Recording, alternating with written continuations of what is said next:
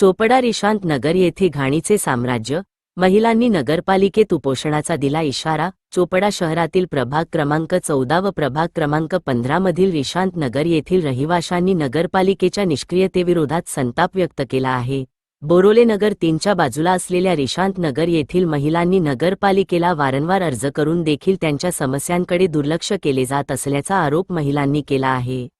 गुरुकुल नगरमधून येणाऱ्या सांडपाण्यामुळे इशांत नगर येथील रहिवाशांच्या घरासमोर घाणीचे साम्राज्य निर्माण झाले आहे। मोठमोठे काटेरी झुडपे या सांडपाण्यामुळे मच्छर होतात आणि रोगराई वाढताना दिसत आहे। घाणीमुळे मोठमोठाले साप रहिवाशांच्या घरात निघत आहेत।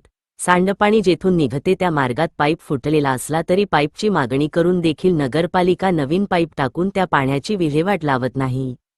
त्यामुळे सर्व पाणी रहिवाशांच्या घरासमोर जमा होत राहते आणि आजाराचे प्रमाण वाढत आहे।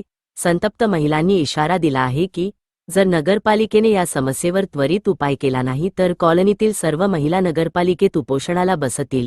कॉलनी परिसरात अजूनही लाईटची व्यवस्था नसल्याने महिलांनी नगरपालिकेविषयी आक्रोश व्यक्त केला आहे। रहिवाशांनी नगरपालिकेला त्वरित कारवाई करण्याची मागणी केली आहे।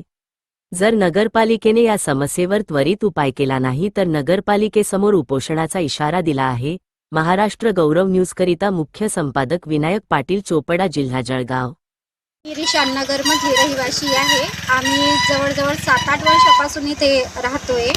इथे प्रॉब्लेम असा आहे की इथे रस्ते पण नाही आहे आणि गुरुकुल नगरमधलं जो सांडपाणी आहे ते आमच्या कॉलनीमधून सोडलेलं आहे आणि ते म्हणजे आमचा एकच रस्ता जो आहे तो वाहतुकीचा आहे आणि त्यामध्ये पाईप पण व्यवस्थित टाकलेला नाही, अर्धवट तुटलेला आहे आणि ते सांडपाणी इतकं घाण आहे की त्याच्यापासून मच्छर वगैरे पण होतात, डास होतात आणि तिथे साप वगैरे पण खूप निघतात आणि आमचे लहान लहान मुलं आहेत ते शाळेत वगैरे जातात तर तिथे एखाद्या वेळेस जर पडले तर त्यांना काहीतरी असं लागू शकतं आणि आम्हाला एकच वाहतुकीचा रस्ता आहे आणि मुरुम वगैरे पण व्यवस्थित टाकलेली नाही आहे, रस्ता नाही आहे। आमच्या इथे गटारी वगैरे पण आलेले नाही आहे अजून आणि आपले बिजलीचे खांबे वगैरे पण नाही आहे। आपले लाईट वगैरे याची पण सोय केलेली नाही आहे व्यवस्थित। तर आम्ही बऱ्याच वेळा नगरपालिकेला जाऊन आलेलो आहे पण त्यांनी आमची काही नमूद घेतलेली नाही आज। दादा असे खूपच अर्ज दिलेले आहेत आम्ही नगरपालिकामध्ये, कोणी लक्षच देत नाहीत आमच्याकडे। आम्ही सगळे महिला मंडळे जाऊन आलेले आहेत, तिथं कोणी लक्षच देत नाही आहे। माझे आहे ना छोटे छोटे बाळ आहेत, माझ्या घराजवळच ही डाब आहे।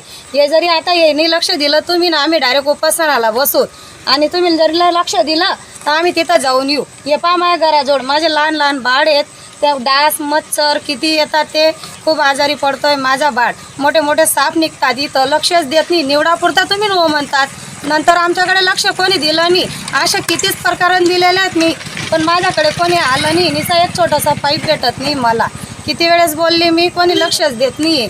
आता जर नाही लक्ष दिलं तर आम्ही उपोषणाला बसून जाऊ सगळे महिला मंडळी। कुठं उपोषणाला बसाल तुम्ही? नगरपालिकामध्ये।